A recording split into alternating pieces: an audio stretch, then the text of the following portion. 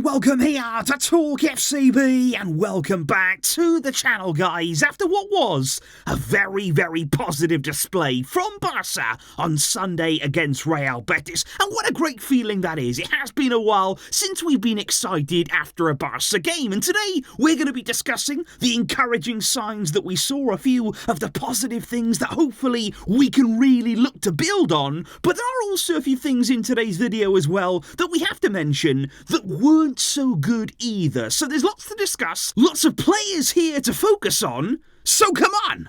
And let's do it. Because I do think, guys, that away there at Real Betis, it was from Barca a big performance, and when we needed it most. I think there was a lot of frustration heading into the game, a lot of pressure on the team, and that is why I said in the match review there, I think the team do deserve credit. I think Xavi there does deserve credit for what we saw yesterday. They were under pressure, they had to deliver, and they really did what we were all asking them to do, and that was ultimately to show some fight and to show some control and authority in a game like this, because I think there we started the game so much better. It was actually a good first half from Barca. It's been a long time since we've even said that, and apart from then a maybe 5 or 10 minute spell in the second half where Betis of course came back, I think apart from that we were very strong as well. We did have control in the game, we created chances, we put together some exciting passing moves, and this feels like a big moment now that we have to make sure that we build upon, that we have to make sure that we learn from. This is the way, and this is how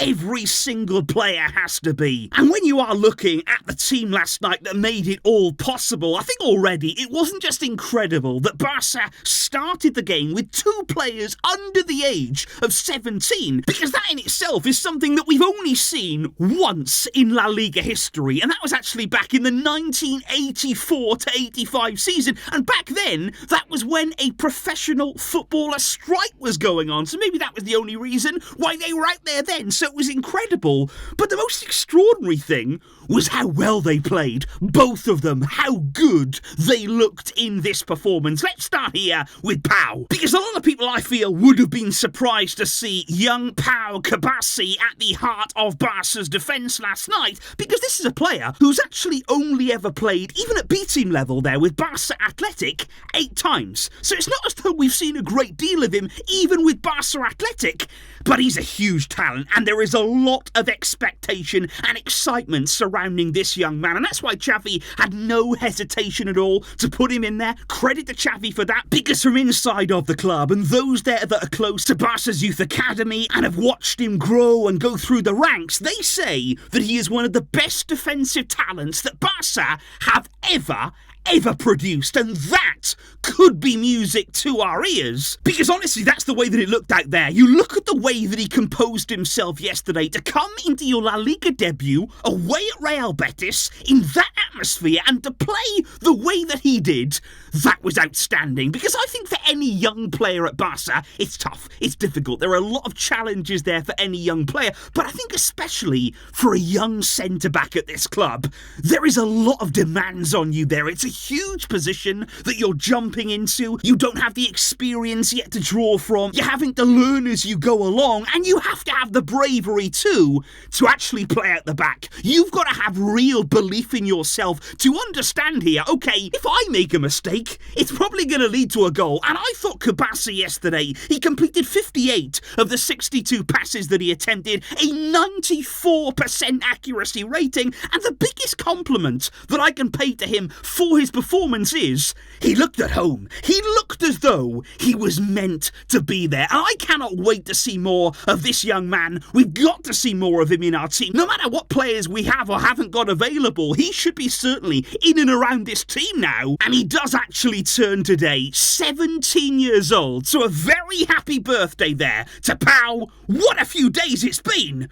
for him. Then though, it is all about the other 16-year-old. Now, of course, we were all more aware of Lamine Yamal even before last night. We'd seen him throughout the season so far, and we were incredibly excited about him.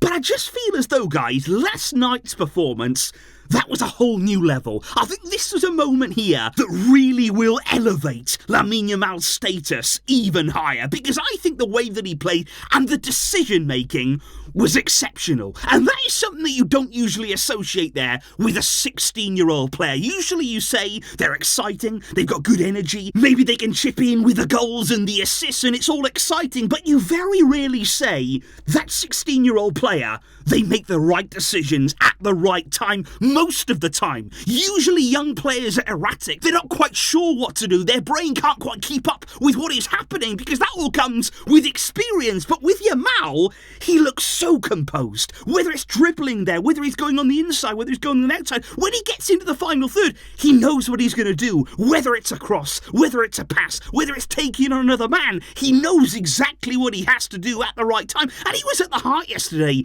of everything good that we did in terms of creativity. That's what we've been lacking in the wider areas there. Somebody who can make things happen, who has the ability to create, but also has the composure in the final third to make the right decision. Like I said before, he's got to be in this team. We have to see more of him. Whether Rafinha is available, whether he's not, Lamine Yamal has shown why he must be there. And of course we have to manage his minutes. We don't want to overload him. We don't want to pile too much pressure and too many demands on him. But what a young player he is. What a talent he is. And last night, it was absolutely right out of the top drawer. But what about Ferran Torres? Let's head there next, because how can we not? The guy is a hat-trick hero, his first ever hat-trick in a Barcelona shirt, and I think that's a big moment for Ferran Torres here, simply in terms of the confidence that should give him there as a forward. To be hitting 3 goals, that really gives you a huge, huge lift. And of course we've heard a lot this season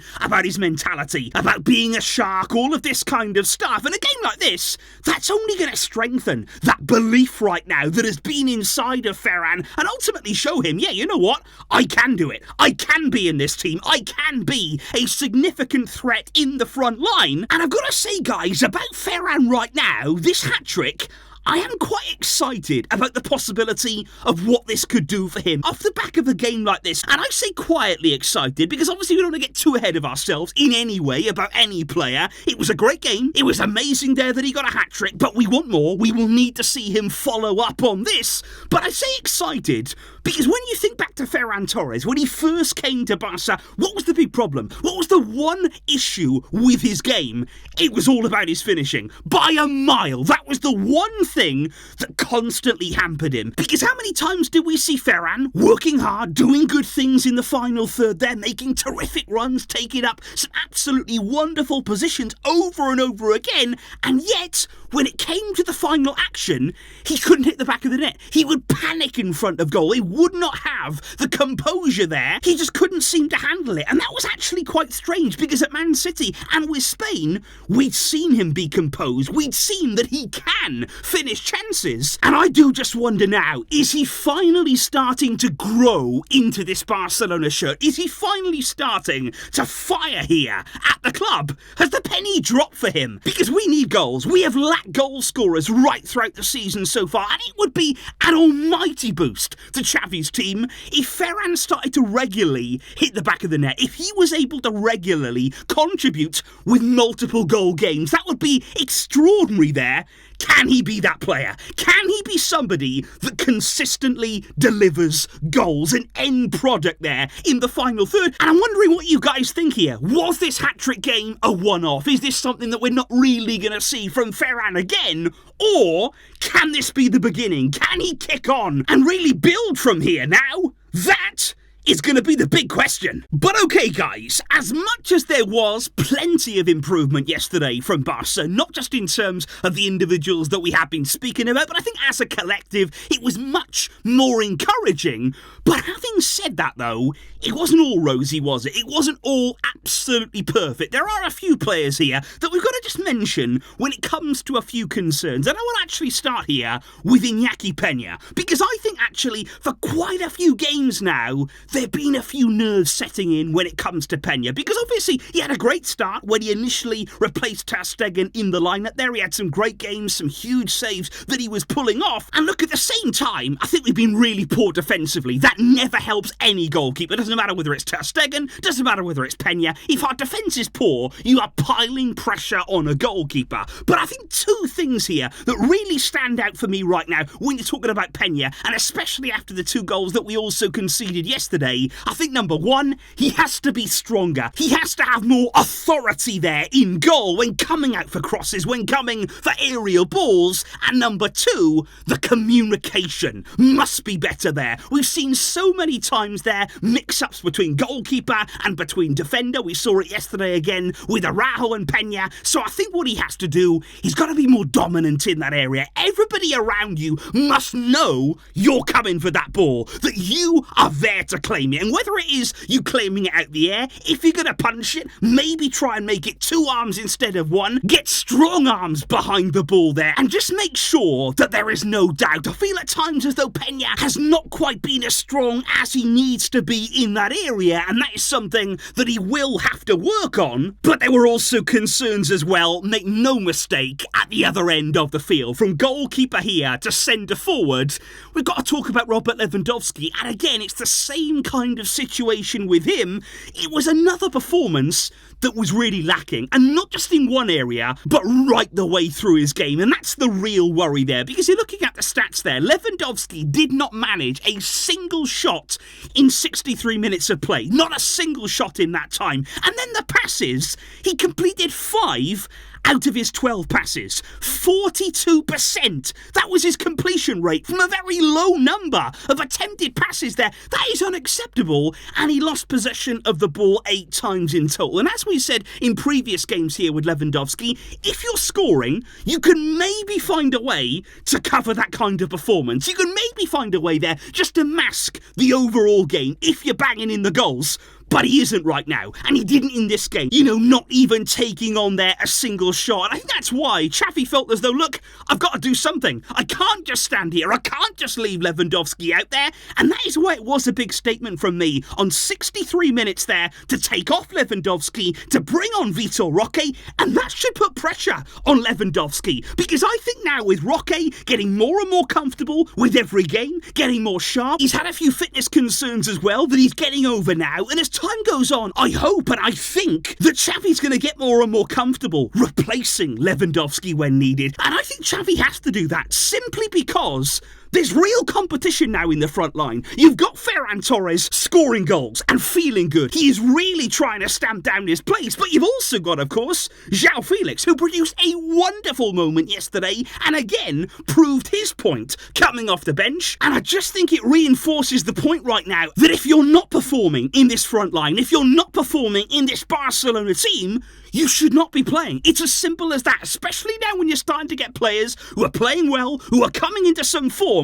We cannot afford to carry passengers. If you are not up to the required level, you've got to make way. And that, I hope, is the start of what we saw yesterday with that Xavi sub. And that should be a message to every single Barca player. You've got to earn your place. You have to at this club. That's the only way that we can move forward. And that is why I am, guys, very, very intrigued right now as to what you are making of what we're seeing right now from Barca. Looking at that performance against Betis, how encouraged are you? How good do you feel about that? And looking now at our games to come, particularly there in midweek, heading now to San Mamés, are you confident? Are you feeling better about the team? And do you believe we can build from this? Do you believe we can move on in this same vein? That's going to be the big question. That is what this team now has to prove to all of us fans. So let me know, guys, in the comments down below, what did you make of some of those individual performances last night and the team as a collective? I will see you soon for all of that build-up ahead of these big games to come. Thank you indeed for your great support. Hopefully, we are back on track. But until next time, as always, Vesca, El Barça.